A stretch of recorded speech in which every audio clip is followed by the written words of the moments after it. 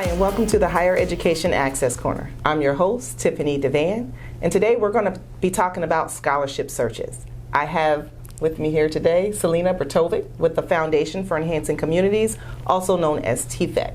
Thanks for joining me today. Absolutely, I'm glad to be here. All right, so before we get started, I want to make sure everyone knows who Celina is. I had the pleasure of actually meeting Celina several years back when she was working with Central Dauphin High School. When she was at Central Dauphin High School, she was a college and career coordinator. She was there for about 6 years in that particular position, and then 1 year she served as an administrative assistant to the CD's Cyber Academy principal.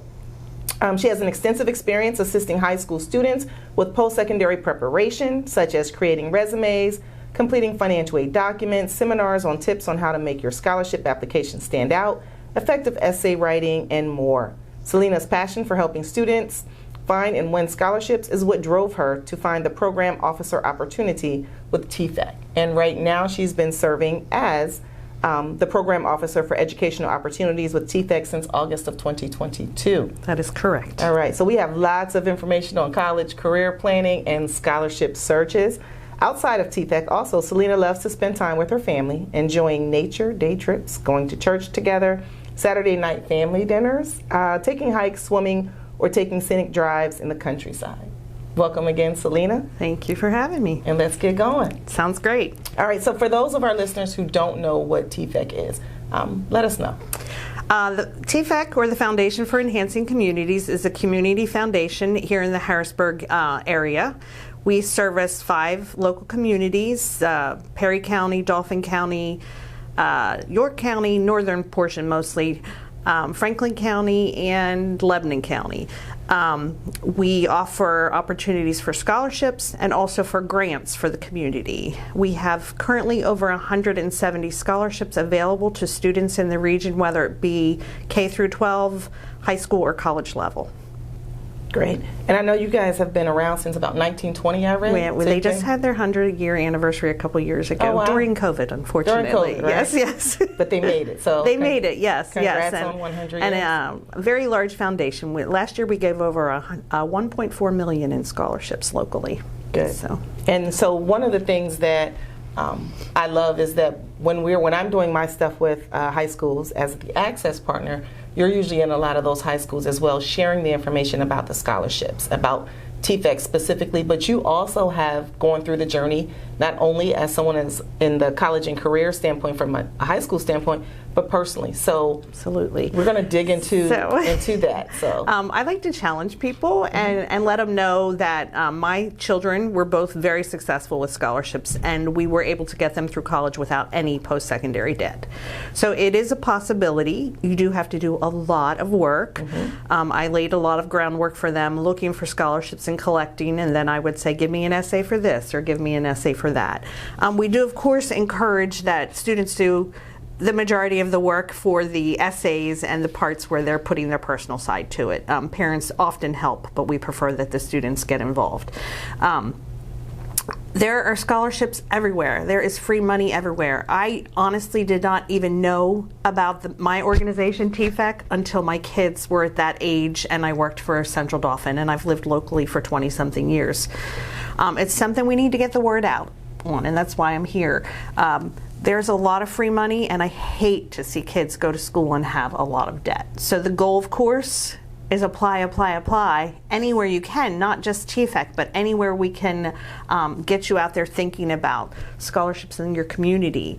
So let's pause there just for a second. So, because we have hopefully by now everyone knows why they're applying for scholarships or understanding the importance of scholarships, but let's talk about why they're applying for the scholarship. So one of the things we talk about are the different types of financial aid that are out there. And we have your grants, your scholarships, you have your work study, you have your student loans. The free money, though, of course, comes in the line of those grants and scholarships. Scholarships really is where the student has the most power to actually search for the free money that at hand. And it's really good because it helps to cover those expenses that may not be covered with other types of financial aid. So when you're going through the full financial aid process, sometimes there's a gap left over between what the school is saying their costs are and what you still have to pay. And a lot of times, folks go to those student loans we want them to look for the free money first, to continue to look for the scholarship. So that's one of the main reasons I think students need to make sure that they're doing it. Another good reason why I think what you all are talking about with TFEC and how you go out and you promote it and have these opportunities available are such a big deal. So also in talking about the scholarships, let's break out, if we can, just the different types of scholarships that are available, if you don't mind. Absolutely. So like I said, we offer scholarships all the way from kindergarten to college. So there are scholarships for low income for K to 12. And those can be accessed through our website if you click on the scholarship tab, as well as we now have two different kind of general applications, one at the high school level and one at the college level, and we call those universal applications, and they filter for a specific number of scholarships that local donors have provided money to support. And then we have some what we call standalone scholarships that kind of have those outlier deadlines or criteria that doesn't quite fit neatly in the package of a universal application. So we recommend that you look at all the opportunities and don't think like, oh, I'm a high school senior, this is the only time I can do a scholarship application. We want you to come back as a college student and apply again and try to finance as much of your college with that free money as possible, because once you have those loans, you're looking at a 10-year payback. Typically on a 4-year degree, they say the average is about $40,000.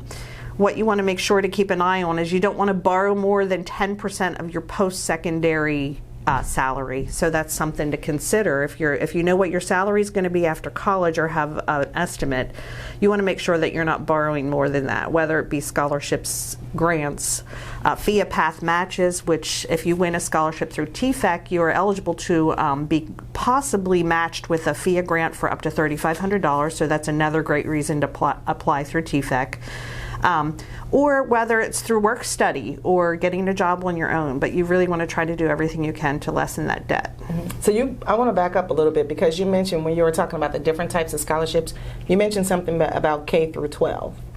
So how's that work on the lower level, if we're talking? So for the K through 12, it's called the EITC scholarship, the Opportunity Scholarship. You would apply, the parents would apply, and they give us specific information, and then we review as a committee, and there's a certain amount of money awarded to us each year to give out.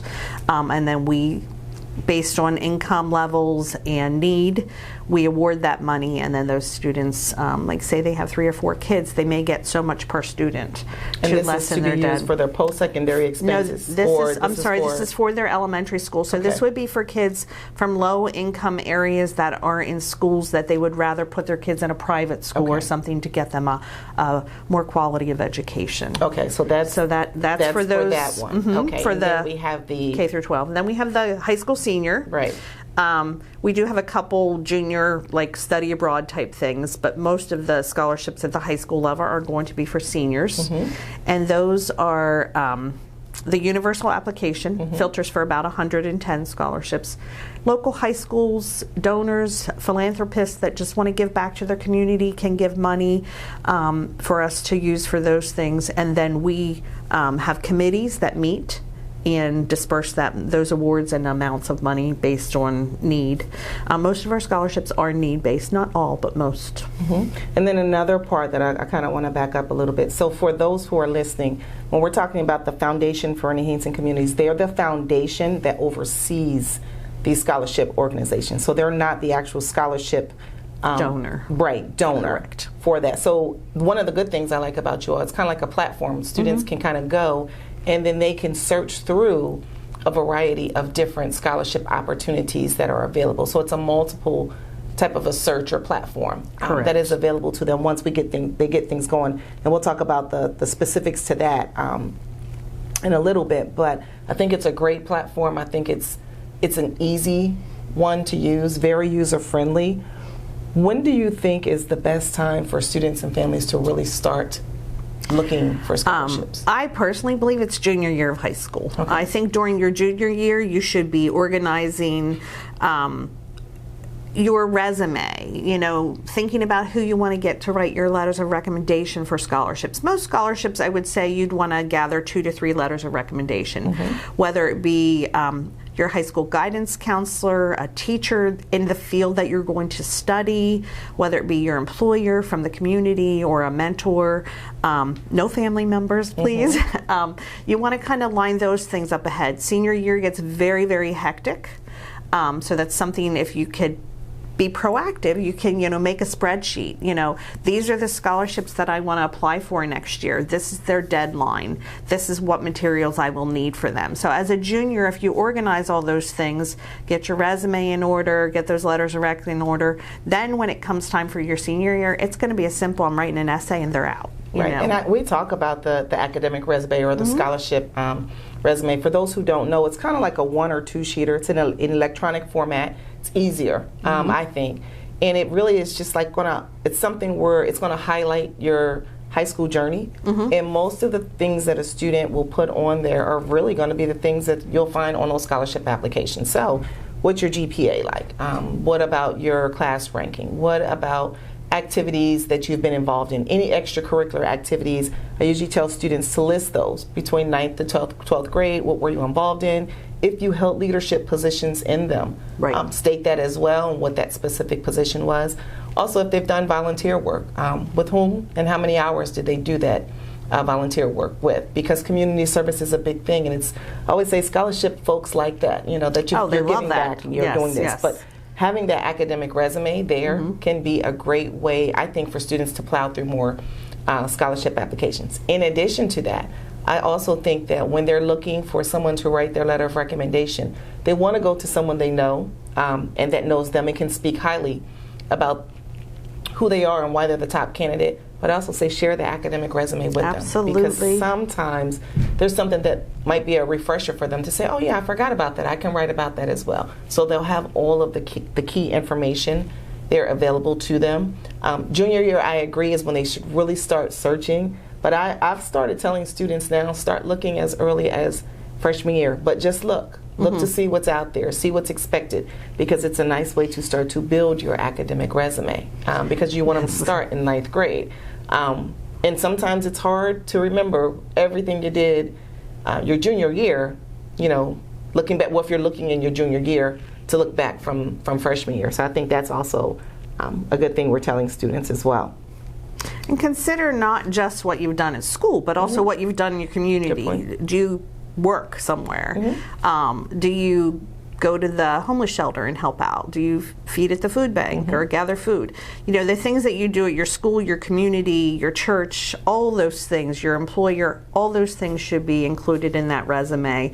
And like Tiffany said, I think it's important that you give that resume to your people doing your letters of rec, because if you, especially a teacher or a guidance counselor, if they have 200 to 400 students under their supervision, they're not going to know you well. So that's a way to let them get a better glimpse of you. The other thing about the resume and the academics is I like students to list if they've taken the more difficult classes, like AP classes or college and the high school, because that shows me your motivation level and that you're really trying to do more and better yourself. Kind of helps you to stand out a little bit on those applications. Good points. Another thing I wanted to highlight to say, letter of recommendations, and these are just some things I think about when it comes to letter of recommendations. This was always my personal pet peeve, my professional pet peeve. Don't ask at the last minute. So for students, make sure, once you know who it is you're going to ask to write the letter of recommendation, not only ask them if they'll write it, ask them how much advance notice they need to write the letter of recommendation, and then make sure you get everything to them that they need in order to write it well before that particular deadline. Great advice. It's on it, and it's okay to proofread those letter of recommendations as well. Something that I've noticed, because I've been on the other end, where I'm the one looking at the scholarship applications and reading and evaluating the letter of recommendations. Make sure that the person who's writing it took the time and, edited everything that they needed to edit. I have seen where it says, not even just the punctuation, I've seen where it starts out and it says, hey, Tiffany is an excellent student. She's done this. She's been in my class for however long. And then we get to the middle paragraph and it says, Celina would be an excellent candidate for your organization or your whatever. And it's kind of like, okay, maybe they used a shell and then they changed some things. and then they forgot to make those final edits. And it happens, people are human, but there's nothing wrong with students going back to say, hey, I noticed there was a mistake in there. Is it okay if you'll fix it? Most people would not have a problem doing that. Correct. They would not be offended with doing that, but you have to get them the information in advance so that you have time to still proof it and get them back those changes if need be. Hopefully that doesn't happen. Hopefully those who are listening, who are writing letter of recommendations, are listening to this, and they'll make sure that they don't do that, but just in case. Right. And to just kind of piggyback on that point a little bit, Tiffany, for the TFEC scholarship applications, the March 15th deadline is a deadline. That's for all of your supplemental materials, including your letters of rec. So if a student is applying with us and the letters of recommendation aren't there by the 15th, you're automatically disqualified and denied. So that's something, maybe you want to make it a goal of March 15th or March 1st, I'm sorry, to have your portion done so that your recommender still has 2 weeks to complete their portion. Okay, so again, let's dive a little deeper into those deadlines. When you're saying deadlines, are all of the, and this is going to be specific for TFEC scholarships, are all deadlines going to be March 15th, or do they need to look for deadlines for They are other not. individuals? So we have what we call the universal applications, as I explained, but then we also have standalone applications.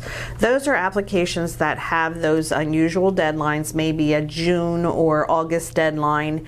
They have different criteria. Those would be listed as standalone applications on our on your TFEC student portal, and you would look at those separately and apply to those separately. The universal application is due March 15th. Any of the 110 scholarships for the high school student that they can apply for that are due March 15th are all due then. So you do your universal application early, I recommend now.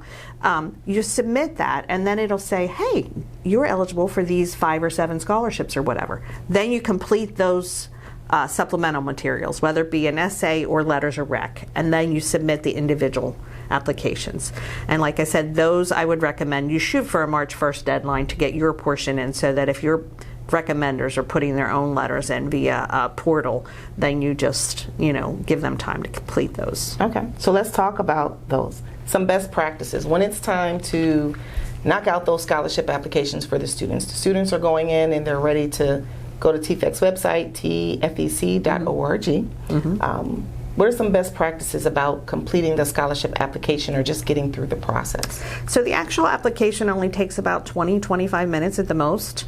So I would recommend you sit down. Because of the FAFSA delays, we have altered our application a little bit this year to kind of compensate for that.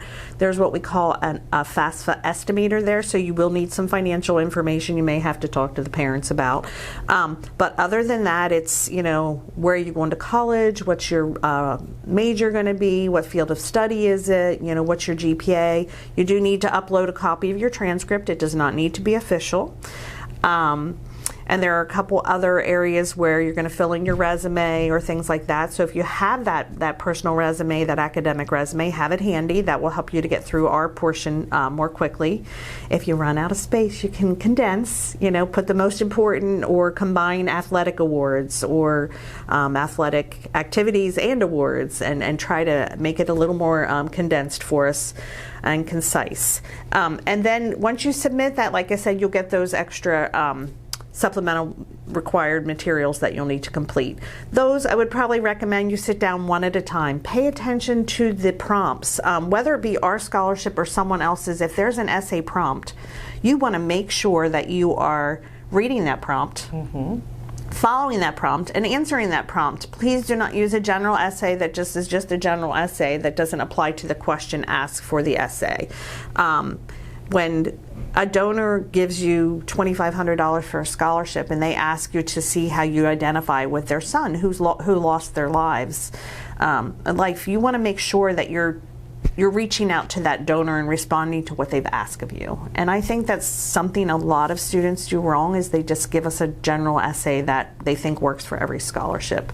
There is an individual process, and that's why we ask for those extra essays. I think sometimes they do that because I've seen them over and over, and it's still a good thing to do, where they'll say, hey, create one general essay to start with. And I think sometimes students say, okay, I've created that general essay, and they use it all over. But the general essay is to be tweaked. Correct. It's just to say, hey, this is who I am.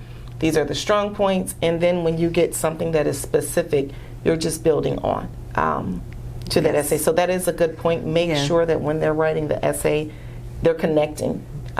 Why is it that this is important to you? And also say, put your personality into it. You know, put your emotions into it. And it's okay to share your story if the essay question allows. So maybe your experience or the student's experience, you know, really mimics what they're talking about. Right. Or they've had an example or an experience with it. Share that example if they're comfortable with it. I think it can make a difference for the reader of that particular something essay. I always encourage the CD students and even my own children, you know, do a little research on that. You know, Google the name of that student that passed away, or go to our website and read the little paragraph that we have on each scholarship. Try to find out what you can about that student, because the impact you can make in your essay is huge, and it really can make a difference on whether or not you're selected a winner over someone else. So that is probably the biggest key, I think, for students is that essay, you know, and if it has an essay. If it doesn't have an essay, then, you know, hopefully you have great academics or strong athletics or whatever else. But again, that varied resume of activities. If you're starting in 9th grade, load up your resume, do as much as you can, be involved. You know, it's tempting to sit at home on Facebook or Instagram or whatever, but don't do it. You know, get out there, get involved, be part of your community. And then another thing, sometimes I think students look at that and they get going with the essay. I also say read the instructions. If it says limited to, this essay should be limited to X amount of words, 500 words or less, make it 500 words or less. If it talks about spacing, it should be single spaced or double spaced. Pay attention to that, because some organizations will deduct points if you did not follow that to a T. So those are also some best practices that I just wanted to add in as well. Yes. For those. Common mistakes. What are some of the biggest mistakes you see from students? The essays are number one. Okay. Now that we have no FAFSA and we're using this estimator, we see that a lot of students don't read the instructions. Or on other questions also, read the instructions. Read each question, read the paragraph of instructions, make sure you're following the instructions and providing what is being asked of you. We, you know, typically at TFEC last year we had over 4,000 applications to review. So for every application that is incorrect, that's time we spend, you know, going back and emailing the student and telling them what they need. So if you can help us on your end to really do a good job and read instructions, that would be helpful. I know that TFEC has implemented a texting option now, so a lot of our instructions are going to be able to be texted, which is going to be a nice alternative to emailing, because a lot of folks don't read their emails, we have found. So read the instructions. You know, if it asks you your GPA and we give you a calculator there, please use the calculator. Don't give me 97%, you know, give me a 4.0. You know, just follow those instructions, because we try to be very thorough and concise with our instructions so that we can help you out. Good deal. And then also another common mistake is not submitting all of the documents. Like you said, so hey, here's the universal application, but this particular scholarship wants transcripts or the letter of recommendation or something like that. So making sure that all of the supporting documentation is there by the deadlines. I've seen be a huge mistake, or maybe the counselor or whomever is doing the letter of recommendation, making sure that they follow the specifics. If it says, hey, we want you to speak on X, Y, and Z, and it makes sure they touch on those things as well. I've seen that happen sometimes as well. Again, that should be in any instructions for us. If we're looking for a specific type of recommender, it will be in your instructions. So again, you have to read the instructions and convey that to your recommender. Okay, so now let's tap into, and you share as much as you're comfortable sharing. Okay. Here's the personal side, because you were the parent helping your children. What do you think are some tips to help parents be the supportive parents without doing the applications for the students and writing the essays for the students and things like that? What's the best way to support? I mean, I feel like the best way to support is start gathering scholarship lists for your student. You know, think about, you know, your child better than anyone else. So go out into your community and find out. You know, think about what makes them different. You know, ethnicity, genetics, like I don't know what sports they play, what field they're going into, where do they bank? Do you have a parent that works for the state? There's some great scholarships out there. Does your employer have a scholarship? Does your student's employer have a scholarship? Ask everywhere you go, like, do you offer scholarships? Local scholarships are so underutilized. When I worked at CD, I had compiled a list of over 300 local scholarships. The last year I was there, students won $168,000 in local scholarships. There is so much free money out there, but you have to work for it. But then what I tell students when we go to these financial seminars or financial aid nights or financial day talks for kids, where can you go to work and make $500 or $1,000 for an hour worth of work? I can't do it. You can't do it. So take the best time. Answer, I think. That's good. And I want you to finish that. But that is the best answer, I think, when you run into those students that say, I hate essays. I'm going to skip the scholarships with essays because I don't want to write them. And that's the answer. Well, that is the answer. Go? And you want to look locally. I mean, I'm not saying don't apply to national scholarships, but your chances of winning a national scholarship are significantly decreased because you're going to have more competition. There are some scholarships that we have at TFEC that I literally had no applicants for last year, and I hounded and hounded and hounded kids in draft. And sometimes I would get one person to apply. Don't think that you have a lot of competition. It is not always true. Especially if it's a very specific major or a very specific criteria that leads you to that scholarship. I think if you are eligible, you apply. Yep. But as far as a parent, make that list for your kid. Maybe you want to give them the deadline so that next year they know, in September I need to start working on this scholarship because the deadline is October 15th or whatever. What materials they need to have. I think that's fine for a parent to help a student with. Help. Again, show them. One of the things we as parents want to do is do everything for our kids and make their life better. But we truly can make their life better by teaching them how to do these things so that they gain these life skills and really just enhance their repertoire of qualities and what they have in their little black bag or whatever you want to say for life to be successful. Because I think if you as a parent can help your child get started, and once they start winning, they get motivated. It's a lot easier when you say, oh my gosh, I worked all summer for $1,000 where I just made it spending an hour on a scholarship. So now I'm going to apply for 10 more. And when I was at CD, I kind of would tell kids, plan to apply to 10 to win one. Because you have to put your sweat equity in. You do. It's not an easy job. I think my son's senior year, he was about ready to kill me. Mom, I'm not applying anymore. And I'd say, we still have $3,000 not covered, and then I would throw some more at him. And, he won them and he did great. And my daughter, same thing. Like I said, we did not borrow one penny. It's huge. So the takeaway. Put the time into it. Put the time into it. Come out with no debt so that you can start your life fresh. Not easy. Not easy. You got to put the work in there. And come back as a college student. People think, oh, high school, they have the counselors pushing them at them. Come back as a college student, apply again, and win again. Because you're going to have less competition at the college level. Go to your college, ask them what they have. What do they have in your field? I don't know. There's just endless opportunities out there. There really are. I totally agree. FIA has a lot of great scholarships. And I know that if you're watching this, you're probably very familiar with FIA. But, like I said, even with TFEC, if you win a scholarship from us, you're then eligible to potentially win a path match up to $3,500.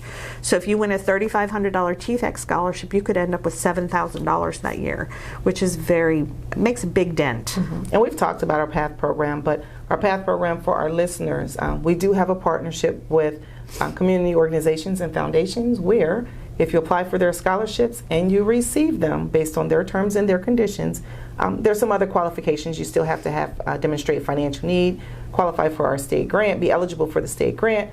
What we do is a dollar for dollar match up to a maximum of $3,500 for those eligible students. So it's a great way. And another thing students who are interested in knowing who all of our PATH partners are can go to our website at phea.org, PHEAA.org/PATH. So that wanted to share that part for our listeners. That way, if they're looking and say, oh, wait, I heard about this great thing, they'll have that resource and they can kind of reach out on our website, get additional information. You all's information is listed on there as one of our PATH partners. But for those who want to know more about TFEC, your resources, where should they go? I would recommend going to tfec.org and hover over scholarships. And that gives you options to sort right there, you know, depending on what your life status is. Are you a high school senior or a college student?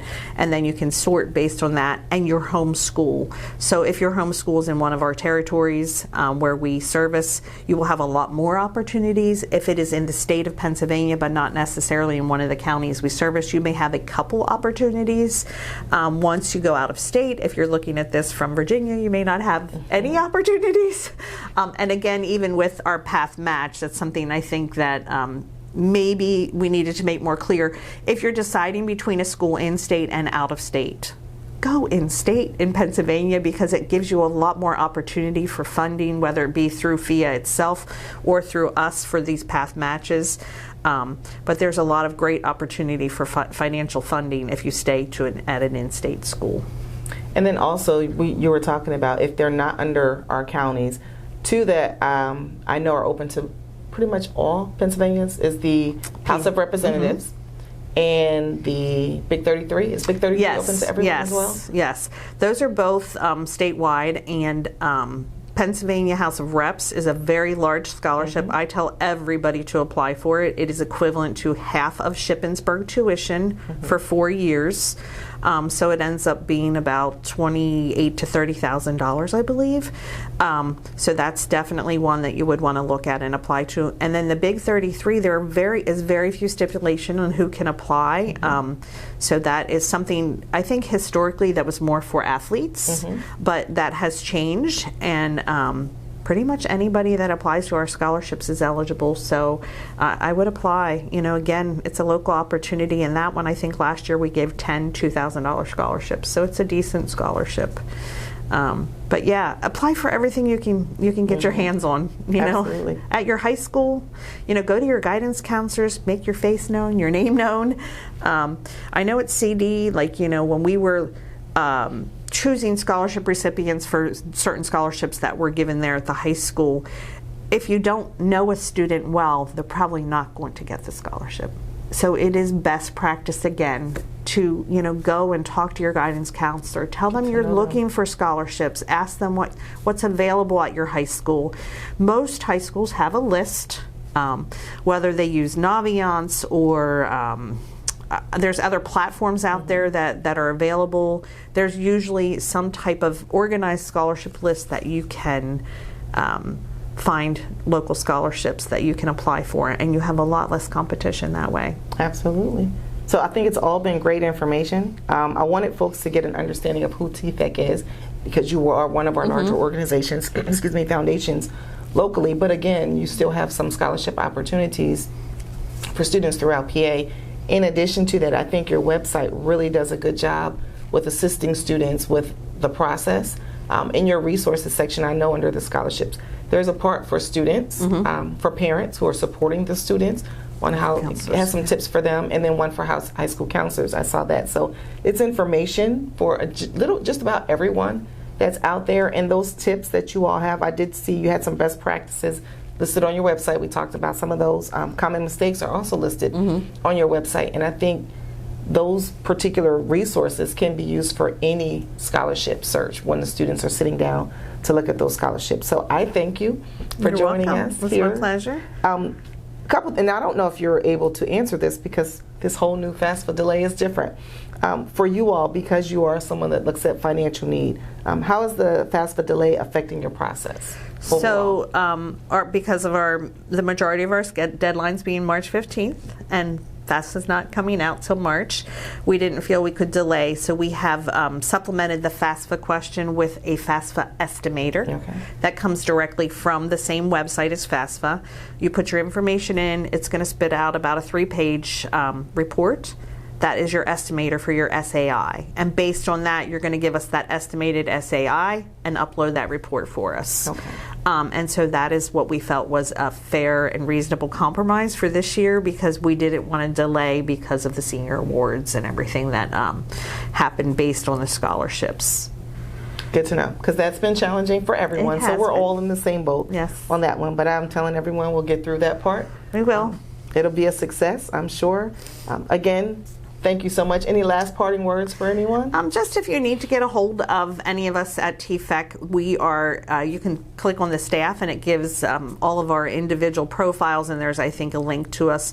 Or on any of the scholarship pages, you should be able to find Celina Bertovic, Michelle Richwine, or Emily Gates. We're the scholarship team. And you can get a hold of us via email or give us a phone call, and we're happy to help with anything we can, because we really do want to get this money into your hands. And for those of you that want to be donors, we're always happy to talk to you also if you want to find a way to share some philanthropy. Okay? All right. Sounds good. Thanks again, Celina. Thank you. Thank you for to all having of me. our listeners. Thanks for tuning in, and we'll see you again on the Higher Education Access Corner.